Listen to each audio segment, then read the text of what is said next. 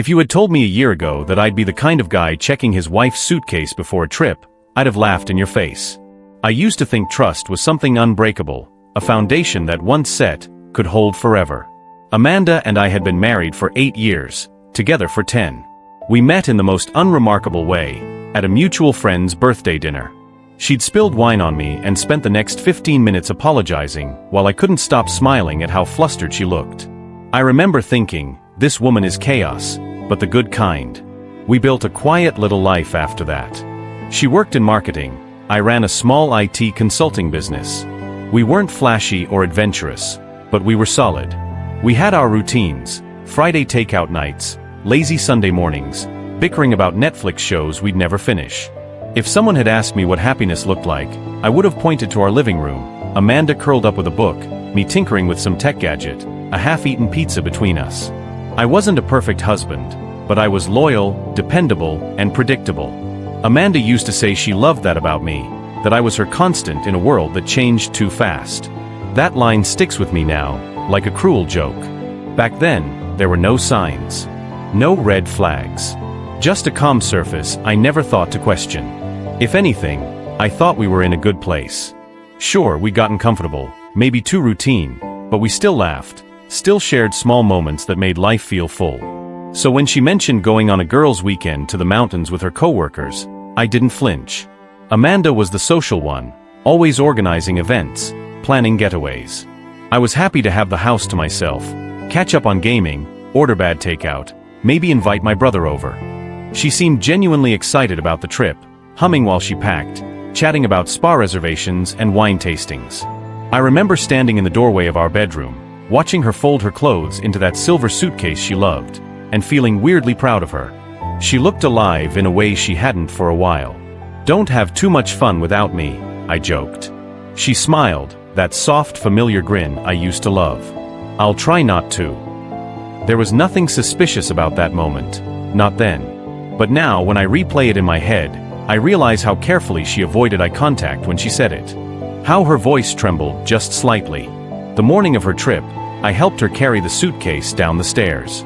It was heavier than usual, so much so that when she grabbed the handle, she almost tipped backward. She laughed it off. "What did you do? Pack bricks in here." I forced a small smile. "You've got everything you'll need," I said calmly. She kissed my cheek, just a brush of her lips, cold and distant. "You're so thoughtful," she murmured. I didn't kiss her back. I just watched her walk away, that suitcase squealing across the floor as she left.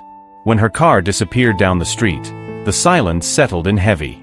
I stood by the window for a long time, staring at the empty driveway. Then I whispered to myself, "Showtime." Because that morning wasn't the start of her trip. It was the start of mine. The truth is, I'd known for 3 months. And this weekend, I was finally going to end it. It started 3 months before that so-called girls' trip, the night Amanda left her phone on the kitchen counter while she showered. I wasn't snooping. I wasn't even curious. I was just cleaning up after dinner, scrolling through my own messages, when her screen lit up beside me. A preview flashed across the top. "Can't wait to see you this weekend. Miss you like crazy, Brent Redheart." At first, I didn't even process it. I thought maybe it was a coworker sending a friendly message. Then my stomach twisted when I saw the heart emoji. Amanda didn't have any coworker named Brent. I knew the names of everyone on her marketing team. I'd even met a few of them at a company barbecue. Brent wasn't one of them. For a long moment, I just stood there, staring at the phone like it was a live grenade. The shower was still running upstairs. I could hear her humming faintly through the pipes. I wanted to march up there, demand an explanation, scream, cry, something. But instead, I froze. My hands were shaking, and this calm, almost surgical part of my brain kicked in. If you go off emotion now, she'll deny everything. You'll have nothing. So I locked the thought away, set the phone back down exactly how it was, and waited for her to come downstairs. When she did, she was all smiles. Hair wet, wearing one of my old shirts, asking if I wanted to watch a movie. I said sure. I even managed to laugh at her dumb commentary like nothing was wrong. But inside, something had cracked. Over the next few days, I watched her more closely. I noticed the small things first. the things I'd probably ignored 100 times before. She started spending longer in front of the mirror before leaving for work. She'd change her perfume, switch her earrings twice, check her phone with this half-hidden grin. At dinner, she was distracted, always texting someone from the office. Her phone, once left casually on the table, now stayed face down. Sometimes even on silent. When I'd ask about her day, she'd give short answers, same as always, or just busy. Then she'd steer the conversation back to me, like she was trying to keep me talking so I wouldn't ask more questions. The first real test came 2 weeks later. She said she had a late meeting downtown and wouldn't be home until after 9. Normally, I wouldn't have thought twice. But that message on her phone still haunted me. So that night, I decided to drive by her office. It was 8:45 when I parked across the street. Her office lights were off. No cars in the employee lot. Just silence and a flickering street light. AmITheA, he texted here. Hey, how's the meeting going? She replied instantly. Still going, babe. Don't wait up. That was the moment everything clicked into place. I sat there in my car, gripping the steering wheel so hard my knuckles went white. Every ounce of denial drained away. Something inside me died that night, the part that trusted her blindly. The next morning, I started quietly gathering evidence. I'm in IT, so the tech part came easy. I installed a discreet keylogger on her laptop and set up an auto backup for her texts and emails. I felt sick doing it, but not as sick as pretending nothing was wrong. Days turned into weeks, and piece by piece, the truth came together. Messages full of longing, secret meetups at boutique hotels, shared jokes and photos. He called her Mandy. I hadn't heard anyone call her that since college. They had plans, weekend getaways, restaurant reservations, even talks about the future. Reading it all was like watching my own marriage die in slow motion. What hit me hardest weren't the explicit messages, it was the tenderness. The way she wrote to him the same way she used to write to me. There were moments I nearly confronted her. Nights when she came home tired from work, smelling faintly of a cologne that wasn't mine. I'd sit across from her at dinner, pretending to listen, while imagining how his hands must have been on her hours earlier. But every time I almost broke, I stopped myself. Not yet. I needed more. Proof she couldn't twist or deny. I wanted her to look me in the eyes and know there was no escape. One Friday, she told me she was going to a coworker's birthday dinner. I waited 20 minutes after she left, then followed her. Her car led me downtown, not to a restaurant, but to a boutique hotel tucked behind an old bank building. She didn't even look around before parking. She just texted someone, smiled, and walked straight inside. I sat across the street for an hour, staring at that glowing hotel sign, feeling my pulse hammer in my ears. That was the night I stopped being the clueless husband and started being something else, a man planning an ending. After that, I bought a small GPS tracker and slipped it under the lining of her car trunk. It was invisible unless you knew where to look. Over the next few weeks, I watched her movements from my phone. Every time she lied, I had the coordinates to prove it. Her favorite excuse was team strategy sessions. Funny thing was, her sessions always happened at the same place, Brent's luxury high-rise apartment, across the city. I even drove there once, late at night. Saw her car parked right outside. She was inside for hours. I didn't go up. I just sat there in the dark, gripping the steering wheel, listening to the tick of the dashboard clock. When she finally came out, she looked lighter, almost glowing. She hummed to herself as she got in the car and drove home, and I sat there, realizing how easy it was for someone to live two lives. That's when I decided. When the next trip came up, the one she was planning with her friends, I wouldn't stop her. I'd let her go. But I'd make sure the suitcase she took wasn't the only one packed for that weekend. Mine would be filled with something else entirely. Proof. Proof that would burn her little fantasy world to the ground. I told myself I'd be surgical about it, calm, precise, no melodrama.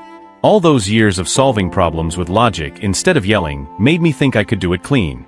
But planning felt like standing on a cliff and learning to breathe while the wind tried to push you over.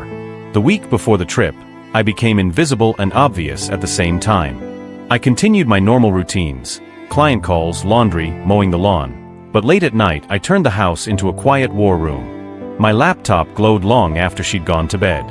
I made copies, printed things, labeled folders like some bureaucratic exorcist. Every screenshot, every time-stamped message, every hotel booking and delivery confirmation, I cataloged it. I wrote little notes in the margins, clarifying dates or who said what. The more I arranged the evidence, the less I felt like the husband left wondering. The more it felt like building a case. I wanted the moment to be undeniable. I didn't want room for excuses, for the "it's not what it looks like" argument, the crocodile tears, the blame shift, the gaslighting. So I did things that felt petty and precise in equal measure. I printed the intimate messages in full line breaks and all, and highlighted the phrases that cut the deepest.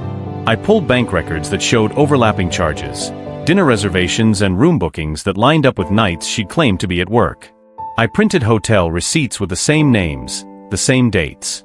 I even found an old photo he texted her, a mirror selfie with an expensive watch half hidden on his wrist, captioned with a private joke I'd seen in one of their messages. On Thursday night, I sat alone at the kitchen table, the papers spread like a ruined blueprint, and I rehearsed what I would say. I read the messages aloud in the empty house, listening to my voice change when I got to the parts where he called her Mandy, where he said he loved her. It felt stupid and necessary to say those things out loud. To hear them. To no longer pretend they didn't exist. I also planned logistics. Amanda's girls' weekend was leaving Friday morning. She'd be gone by noon. Brent's building, his high-rise, was in an area I knew. I'd scoped the place, memorized the floor layout from the outside, and noted when the valet sat on brakes. I'd practiced the route to the parking lot where I'd wait. I had a small bag packed too, an extra phone with a burner number, a voice recorder app, a compact flashlight, and tucked deep inside, the folder labeled Exhibit A, the physical copies of everything. On Friday morning, the air had a brittle edge, like the day knew something heavy was about to happen. Amanda moved through the house in a way that felt confidently rehearsed. She laughed on the phone, kissed me on the cheek the same way she always had, and put her suitcase in the trunk. She didn't notice the cold precision of my stare, or the way my thumb hovered over the tracker app on my phone. She gave me a quick, distracted smile and said, "Text you tonight. Love you." Her voice had its practiced warmth. My throat closed. I watched her drive away. The GPS pinged immediately when she crossed the bridge. Brent's building. Every single time she slowed near a light, my heart thudded like a fist on a door. The car pulsed across the map, the blue dot inching toward a red pin with clinical certainty. I waited in the shadow of the high-rise parking garage, the engine off so no exhaust would give me away.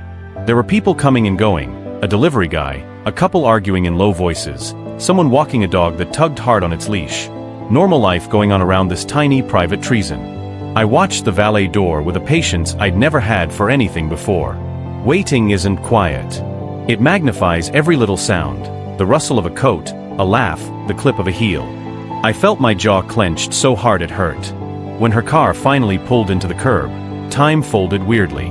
She moved with a practiced lightness, like she didn't own the way her hand shook, like she'd rehearsed the casualness of the glance. She smiled at the doorman, artfully neutral, and walked inside. I followed at a distance, pretending to be someone else, a man in a business suit who belonged between the pricey lobbies and pressed carpets. Inside, the building smelled like money and citrus mints. The elevator door closed with a soft thud, and the ride up felt like a curtain pulling back to reveal everything I'd been imagining. I stepped out on Brent's floor and saw her car key in the same pocket I'd watched take her into the building. She moved toward the apartment door with that confident stride. He opened it before she had to knock, like he'd been waiting, and I watched their faces light up in a way that felt utterly private and painfully theatrical. He kissed her forehead like he'd been practicing, and she melted into him the way a practiced player does, never letting the small tremors show to the audience. For a moment, I almost turned away. It would have been easier to be the man who loved a ghost. But turning away meant accepting a life built on lies. So I didn't walk away. I took a breath and knocked. His smile when he saw me was still that easy, executive grin I'd seen in his photos. For a fraction of a second, his eyes scanned me as if to catalog whether I was worth his time. Then his expression changed. Confusion, then guardedness. "Can I help you?" he asked. I must have looked like a man who eats corners for breakfast, because he closed the door just slightly, like someone who had a very thin rope to hold onto and didn't want it tugged at. "Oh, I think you can," I said, stepping in as if I belonged. If you'd asked me then whether I wanted to hurt him, I would have said no. I wanted something sharper, recognition. I wanted him to see there were consequences. Amanda's robe hung open enough to leave her vulnerable but not exposed. She looked at me like a person who discovered a cold animal in their home. Surprise, pity, and then something close to fear. "Mark, what are you doing here?" she whispered. I didn't answer right away. I let the silence do its work. It stretched and tugged and made space for the truth. Brent tried to close the door, some reflex to keep the world safe, but I used my shoulder like a battering ram, eased past, and set the papers on his coffee table in a way that made them unignorable. He tried to be calm, to laugh it off. "Is this some kind of joke?" he said, but his voice was small. I opened my bag and let gravity do the rest. Photos, receipts, highlighted messages, printouts of texts where he said things a husband should never hear. They spilled across the table like rainfall in a storm you've been predicting for months. Amanda's face when she read them was a landscape of collapse. That helpless blip where someone realizes their map has burned. She reached for me on instinct, maybe to steady herself, maybe to hide. He reached for his phone, but I was faster. I wanted her to see the mess without a screen between. I wanted her to see that this wasn't some fluke. There are moments in confrontations where you expect some volcanic eruption, some shouting and running. But what happened was quieter, more final. The smugness drained from Brent. The rehearsed composure fell away. He tried the usual lines. "I didn't know she was married," she led me on. All the white noise the guilty used to soothe themselves. I interrupted him into silence. I told him she was married. I told him she had children. Nothing rewound the scene. He went pale, like someone who finally reads the fine print of a contract they signed without reading. That first exchange ended not with screaming, but with the brittle click of a door as I left. I promised him a choice: stay away from my wife, or I'd make sure everyone who mattered knew what kind of man he was. I left with the evidence, but also with a new thing inside me, a hollow where trust used to live, replaced by the cold certainty of someone who'd exposed a lie and didn't know how to sleep after. On the drive home, the city lights smeared like tears on a windshield. The GPS still showed her car on the map at his place. I kept the burner phone on silent, the voice recorder humming with nothing but my breathing. I told myself it was done. But goodbye rarely comes in a single, clean moment. Not when years of shared life are at stake. I had lit the fuse. Now I waited to see how the explosion would shape the rest of our world. The explosion didn't look like fireworks.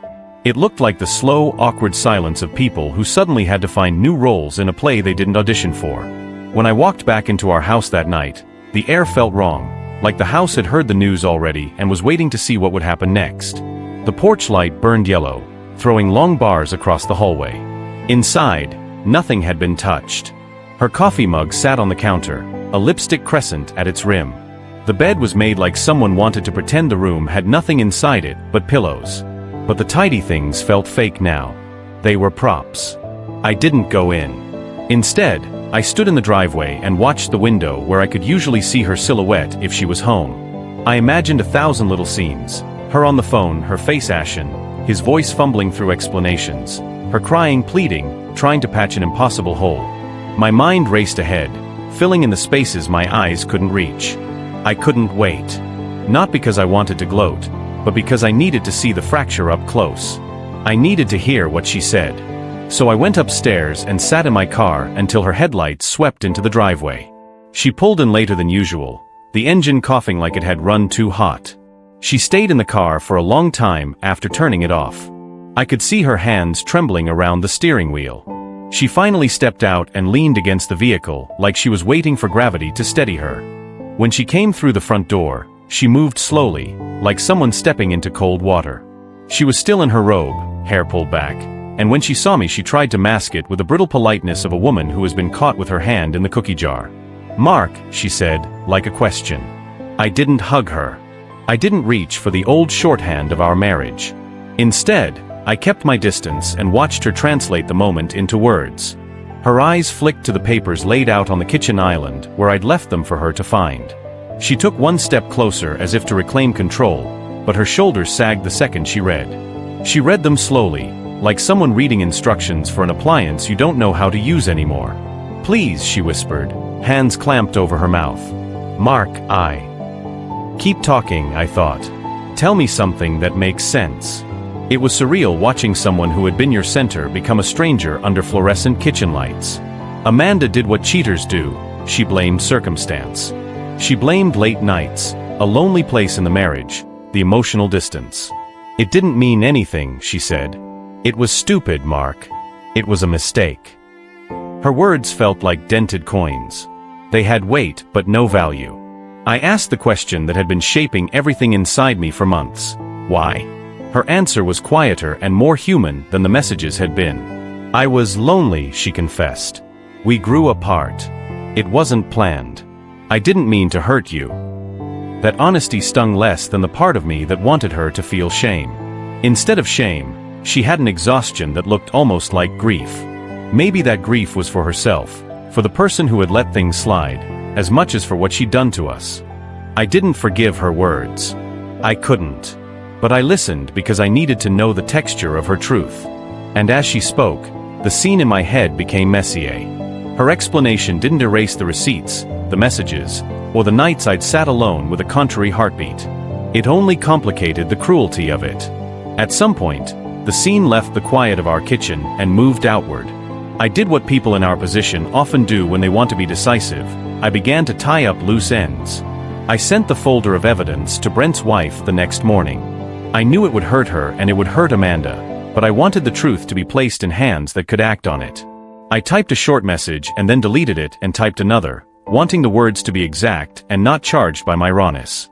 In the end, I wrote something minimal and cold. You deserve the truth. I'm sorry for the pain. I hit send and handed my phone to the universe. Her reaction when she realized what I'd done was immediate and volcanic. She cried, of course. She raged. She sobbed that I was tearing apart lives. You didn't have to go so far, she shouted. She called me cruel and selfish and everything else that gets used in the heat of betrayal. She wanted explanations, reasons, a way to make the fall less high. I had none to give her except the cold, boring facts. Word traveled like gossip through a schoolyard. Brent's wife called within a day. From the tone of her voice, flat, methodical, not the raw heartbreak I'd expected, I could hear that she'd already begun to process the evidence. Within 72 hours, there were changes that felt like avalanches. They filed for separation. Brent was encouraged to resign from his job. The company that had used his smile as a brand wanted nothing to do with scandal. Seeing the practical fallout was almost worse than the private one. This was no longer between two people in a house. It was now a public dissection. The man who had kissed my wife's forehead was dragged into an ugly spotlight that would refuse to go away. I felt a weird mixture of satisfaction and disgust. Amanda's world contracted after that. Her colleagues started to look at her differently. People who had been warm at the holiday party gave her quick, polite nods that meant nothing. She lost clients who didn't want the risk of being tied to scandal. She shut down in ways I'd never seen. She walked around like someone in a town where people muttered behind the curtains. I watched her become a smaller version of herself, and I couldn't know whether the shrinking pleased me or made me sick. There are no perfect responses to betrayal. Retribution looks like justice to one person and cruelty to another. I balanced somewhere in between, mostly because I had nothing else to stand on after those nights of evidence and planning. The divorce papers were initiated quickly. Amanda asked for time to speak with lawyers, to try to salvage defense, to spin the narrative where she could. I let her. I wanted the legal finality. I wanted the lines on paper that would separate our lives. After 10 years together, the signatures would be the thing that made living apart official. We began the mechanical, hollow rituals of uncoupling. She took a few clothes and left behind things I thought she'd never part with: a ceramic mug, a framed photo of our wedding day. The small ways she tried to keep pieces of our past were almost endearing in their futility. "I'm sorry," she said, again and again. I had no script left to answer. Friends picked sides.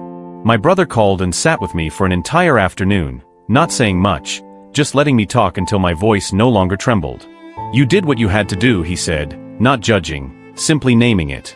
I took that as a kind of absolution. The nights that followed were brutal in their quiet. You don't get prepared for how loud silence can be. I turned to work obsessively, letting spreadsheets and deadlines become a lullaby. I replayed everything in my head, not to relive the cruelty but to understand where we'd slipped. I discovered a version of myself I'd never liked to know, a man who could become a detective, a manipulator, someone who took pleasure in meticulous revenge. That realization frightened me more than any of the heartbreak. And then, too, came a small relief. Betrayal had been a weight that pressed on my lungs. Exposing it was an act of air. I slept a little easier some nights, as if cutting a rope had freed me even while it had cut my hands. Still, the aftermath was not clean. There were practical concerns: lawyers, custody conversations, shared finances, sorting out which boxes would leave and which would stay.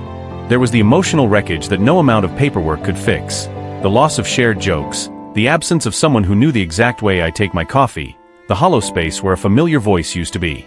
In the weeks that followed, there were small, sharp moments that landed at the base of my skull like pebbles. She would call at odd hours, a voice thick with regret, asking for things that felt petty to ask for. "Can I pick up a box?" As though a possession could be the bridge back. I never helped with the logistics unless the court asked me to. When she moved out for good, she left a note on the kitchen table. "I'm sorry doesn't fix this." I know that. "I'm sorry anyway." I kept that note in a drawer for a long time because it felt like holding a biography whose last chapter one didn't want to read. The discovery had not ended with my confrontation in that high-rise. It rippled outward in ways I hadn't anticipated, socially, legally, and internally. The world rearranged itself around the new truth. Some things I wanted back, some I didn't. Some nights I hated everyone, including myself. Other times I felt strangely free, like a weight I hadn't realized I'd been carrying had been taken away. That winter, the house felt like a well that had been drained. It echoed when I walked. I learned how to be in a space that once held two people with separate lives, and now housed only me and the evidence of a marriage that had been dismantled with surgical precision. The escalation had cost us everything we once were. The discovery had ended the fiction. What it hadn't ended was the work of rebuilding a life from the fragments. And I wasn't sure, as the days passed and the divorce papers moved through hands, whether rebuilding would mean becoming someone softer, or someone colder. And that's where this story comes to an end, guys. What a roller coaster of emotions, right? If you enjoyed listening, don't forget to drop a like and subscribe to Reddit Cheating Stories for more true stories just like this one. Thanks for watching, and I'll catch you in the next video.